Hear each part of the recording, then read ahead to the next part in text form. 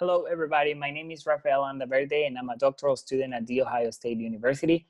I'm really excited to present my study, Fear or Preparedness, a content analysis of the modern Hornet news in the United States. I want to thank Dr. Joy Rumble for helping me with this research study, and I hope you'd enjoyed this presentation as much as I did conducting this research project. The Vespa mandarinia, or it's popularly known, the Asian giant hornet or murder hornet, is the largest individual on its species. Even though it's originally from Asia, it has been seen in multiple locations around the world, with not effectively adapt to survive in those environments.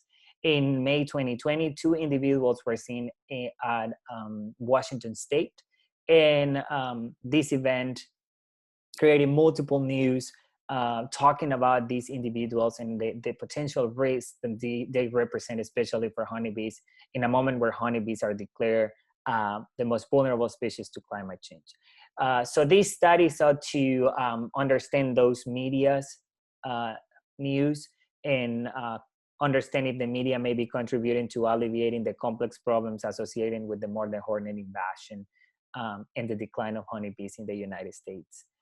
We used 2 theoretical frameworks. The first one was fear in news. And, like fear messages has been associated or studied by multiple people in events related with crime, murder, and terrorism. However, there are some few efforts to understand how fear messages are related or are being, disseminated in terms of diseases, wildlife, and death. We use also framing, and basically, and Angover in 2009 defined framing as the mass media do even more than creating saliency. And this is happening by selecting what to share and what not to share about a specific event, and how those characteristics that have been shared can shape people's perception. The purpose of our qualitative research was to study news contents about the murder hornet sightings in the United States. And for this, we have one research question, that is, what frames do news media use to communicate about murder hornets? We did a qualitative content analysis, which is defined by Strader in 2012 as a method for describing the meaning of qualitative materials in a systematic way. 40 news articles were collected through LexisNexis and Newsbank databases available at the Ohio State University Library.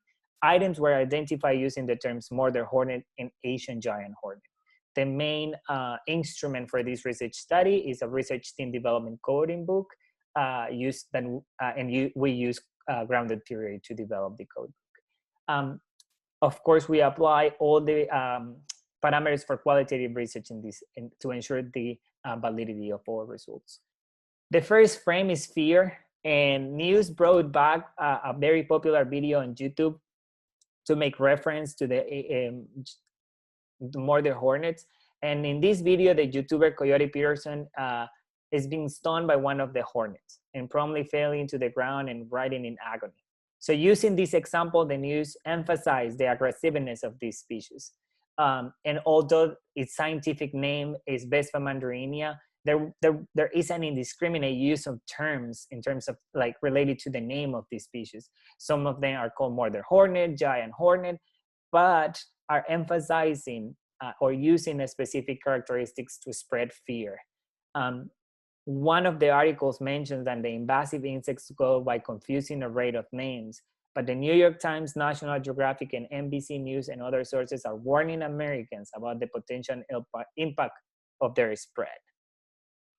The articles were pretty, having a strong opinion about the relationship on like the murder hornets and the honeybees, and they use words like decapitate, attack, and kill to spread messages related to the species predation process against swarms of bees.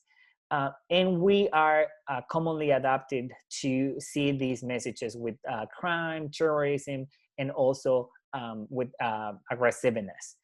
So an aggressive character and the nature of attack of these species are described in the news articles, as opposed to what the literature and experts state about the hornet's behavior. Why? Because the majority of the research about murder hornets state that they are not aggressive unless they feel that they have been attacked.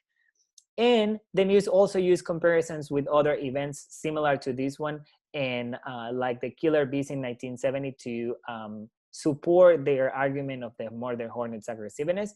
And also we were under a pandemic, so they used COVID-19 to emphasize how we are getting another challenge. Finally, the main element used to spread fear is how this species is so aggressive with honeybees and the impacts that we are going to have economically and naturally if honeybees populations decrease in the United States.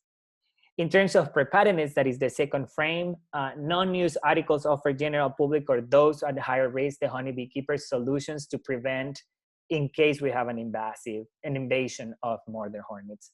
What could potentially be a plague with effects on pollination and honey production is described in the news articles as an invasion. Few mentions are made about efforts to counter these possible invasions in the United States. Some articles mention in private company efforts on research and technologies that potentially will support stakeholders to protect bees and humans from the murder hornet, but none of them make a clear statement about what are those efforts. In conclusions, discussions, and recommendation, news coverage about the murder hornet in the United States mainly use frame of fear among the news about the murder hornets in this country.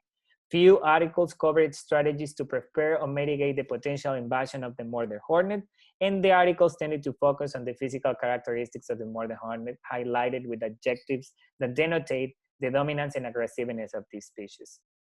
The results of this study show how the media passively disseminate information about invasive species.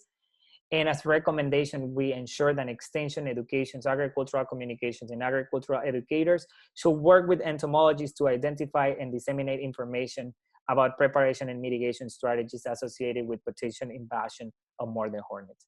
Future research should include quantitative content analysis to determine the proportion of new articles that elicit fear and the proportion that promote solutions of preparedness. These are my references for this study. And I want to thank you for stopping by my presentation. And I wish you are enjoying the conference. Thank you.